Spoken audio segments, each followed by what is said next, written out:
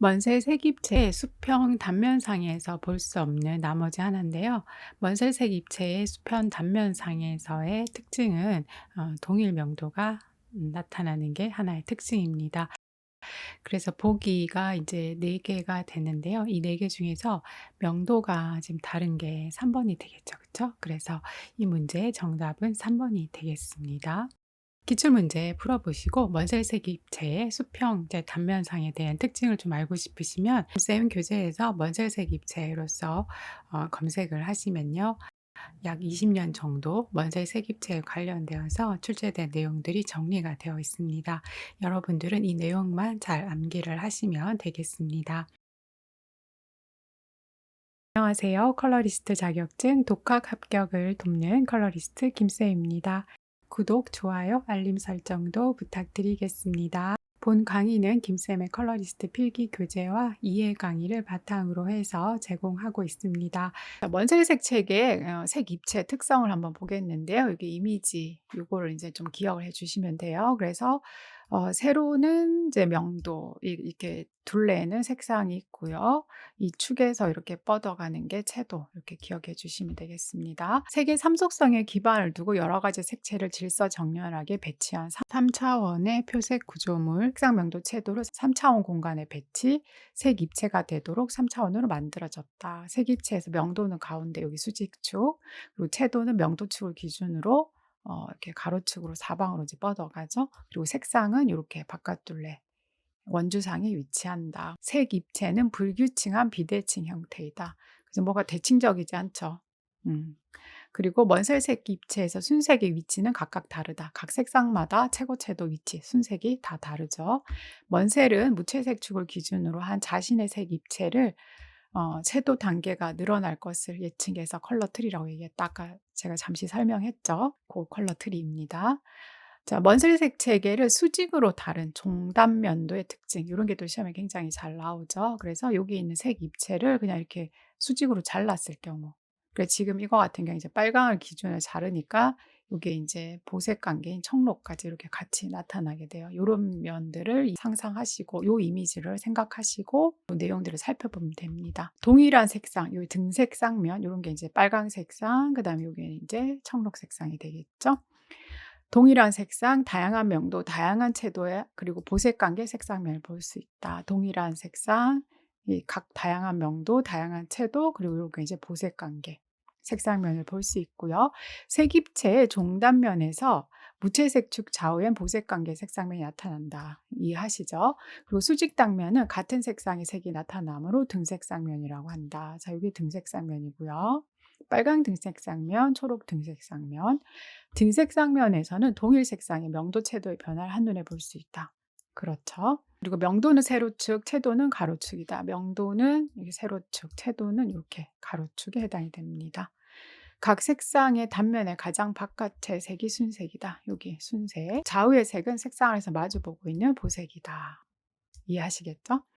이어서 먼셀색 입체를 수평으로 잘랐을 때 어떤 특징이 나타나는지 한번 살펴보도록 하겠습니다. 먼셀색 입체에서 명도 5를 기준으로 해서 이제 재단을 하게 되면은 모든 색이 이제 명도는 동일하게 5가 된다라고 하는 거 기억해 주세요. 만약에 명도 7에서 수평으로 절단하게 된다면 모든 색의 명도는 7이 되겠죠. 그래서 각 명도를 기준으로 해서 수평으로 절단을 하면 모두 다 동일한 명도의 색들이 나타나게 된다는 거 기억하시고요. 그리고 그 명도 5를 기준으로 해서 이렇게 색상이 변화하는 색상환을 이제 보실 수가 있고요. 그리고 각 색상에서 이제 채도가 이렇게 변화하는 것이 여러분이 또 보실 수가 있겠습니다.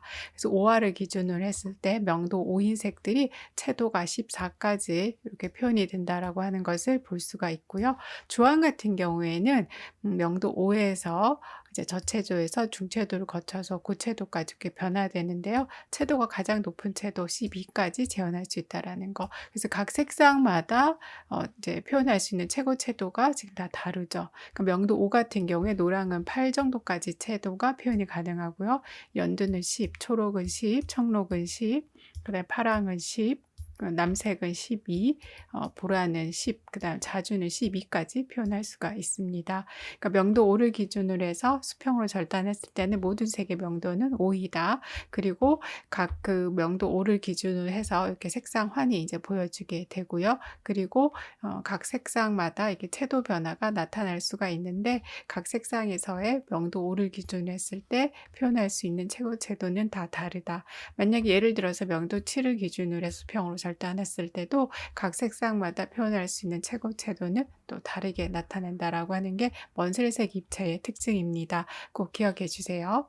시험에 출제된 지문 내용들 살펴보겠습니다. 색 입체를 수평으로 절단하면 명도가 같은 색이 나타나므로 등명도면이라고도 합니다.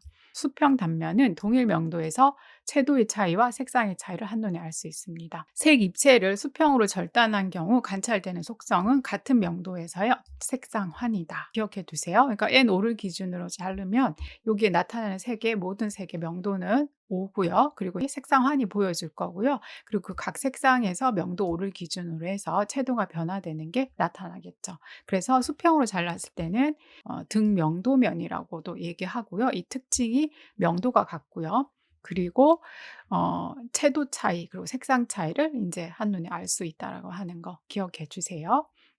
기출 문제 같은 경우에 다음에 이제 색표 기준 먼살색 입체를 수평 단면상에서 볼 수 없는 나머지 하나는이라고 얘기했는데요. 지금 보면 이게 다 명도가 나머지는 다 6이에요. 그러니까 수평으로 잘랐을 때 우리는 동일 명도를 볼 수가 있잖아요. 그쵸? 근데 3번은 이제 명도가 7이라서 이게 수평 단면에서 볼 수 없는 거는 명도가 다른 색이죠. 그래서 답이 3번에 해당이 되겠습니다.